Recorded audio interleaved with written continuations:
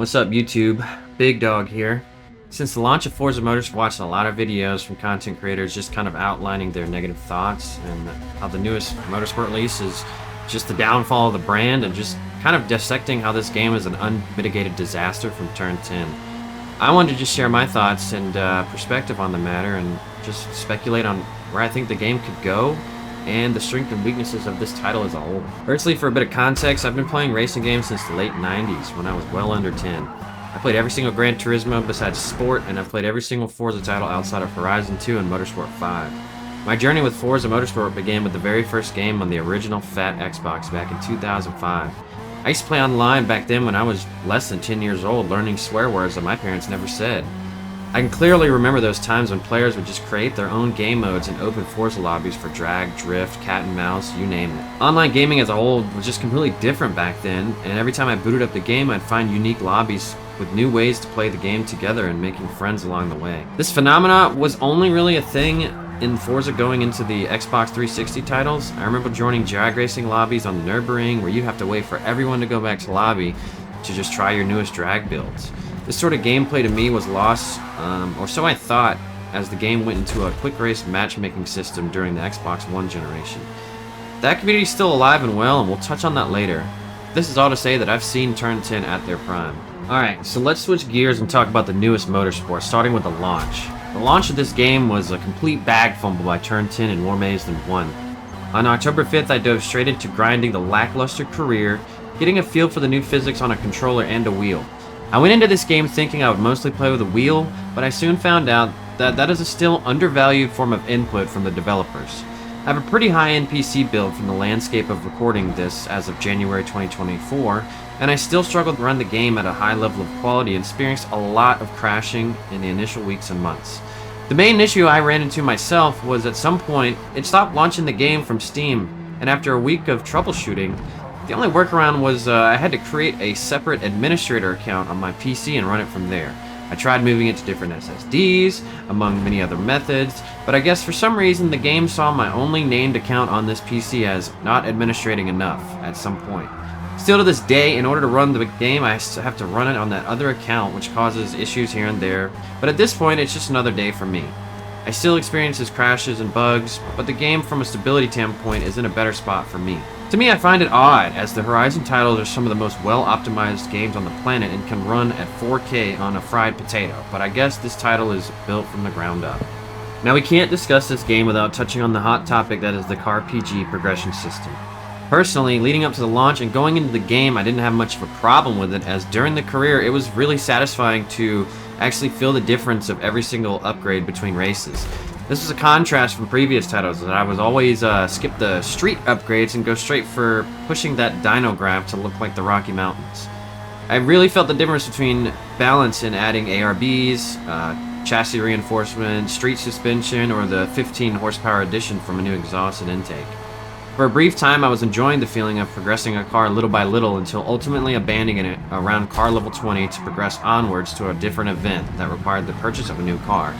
Now that we're months in, I kind of feel stuck with the 10 or so cars I have maxed out at 50, and the apathy towards grinding out a new platform is too much to really add diversity to my garage. On one hand, I do understand it from the perspective of not having every lobby filled with 6.5 liter V12 swapped all-wheel drive Integras qualified on podium, but at this point I feel that it is a limiting factor in my gameplay.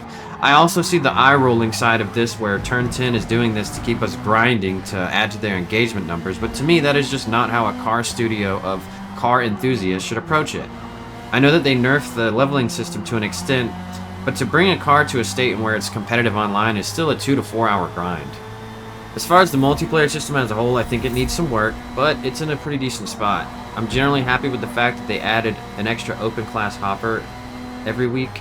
There are definitely meta cars, but a skilled driver can compete despite the domination of the Formula Mazda and NA Miata in most classes. Aside from the occasional sus penalties, I do enjoy my online racing experience as a whole, whether I qualify or just start from the back. Recently I started hitting pause to go ghost on turn 1 during the pile-ups. Generally, racing in the hoppers is a certified shit show, but I still do find a good time. The fact that there's a 24/7 place to just hop in and compete whenever without diabolical rammers of the past is nice. In today's landscape of online gaming, it is extremely rare to ever hear the voice of other players, but sometimes I find hilarious interactions in the voice chats of the online lobbies.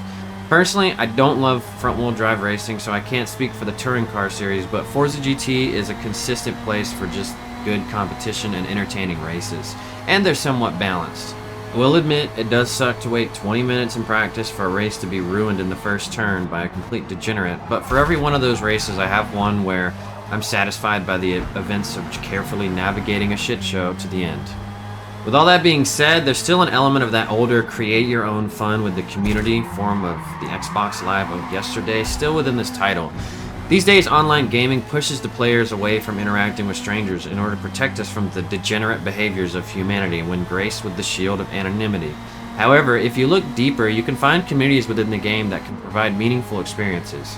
Within the Xbox Game Bar, there's a Looking for Group tool where you can find people creating private lobbies for all kinds of events such as drift, drag, and all kinds of antics from the days past. I found this in past Horizon titles with folks creating just cruises, meetups, drift events, among other things. It can be a great way to make new friends, learn new things, and find new ways to enjoy the game. I encourage you to try this out if you feel like you're in a drought of car friends within gaming, and maybe if you're the only one person in your friend group who likes racing. This was made better in past titles when we had maps such as the airfield and obviously Fujimi Kaido.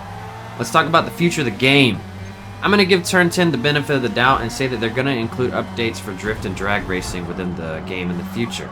I honestly can't see a world in which the devs completely leave out two massive sectors of motorsport. Personally, I'm not a huge fan of straight line racing as I've gotten older, but there's a sizable group of players that love to build, tune, and compete with drag builds in an organized way. There are many groups in the community who congregate to the highway straights in the Horizon game to compete with one another in this way, emulating the 1320 YouTube. I think Turn 10 would be critically fumbling a bag by not allowing a solid place within the game for these people to compete, as Gran Turismo and Horizon titles are really the only place for them to go. I also predict that there's going to be a drift update in the game, as we already have drift suspension, and then there's hints of drift cars in the game, such as in the featured multiplayer in the menu. I may be giving Turn 10 too much benefit of the doubt, but I truly believe they're going to bring back Fujimi Kaido in the title at some point, or at the very least to Scuba.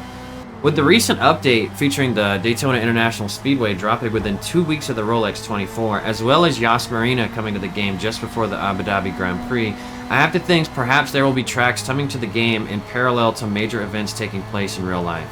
This is all speculation, but in life all I do now is notice patterns and go to bed.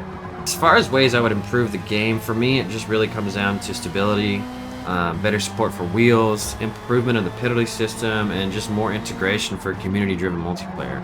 We've seen the recent announcements of competitive groups just straight up abandoning the title as a result of lack of infrastructure and stability to hold their private league racing, and I think that's a huge thorn in Turn 10's side. We've seen Turn 10 in their prime before, and myself being a Blizzard fan, it's hard to not sit around and watch your favorite studio go to poop and then just hope for them to maybe come back to their former glory. It's February, and it's still excruciatingly difficult to get 2 to 3 of my friends reliably into an online hopper without one of them crashing or just something happening that ruins the experience. The good news is, it seems like Turn 10 is listening to the community and is not completely asleep at the wheel, but as the player base, we must continue to light a fire under them and polish this game and not let it continue to look like a $60 beta. I'd really like to hear y'all's thoughts and just kind of hear what y'all think about this topic. As a longtime fan of the franchise, I just wanted to speak my mind, and I'd like to hear where you guys think the game might go, or just any thoughts, really. If you guys like these discussion-style videos, let me know as well. And I hope you guys have a great day, and just be good to one another.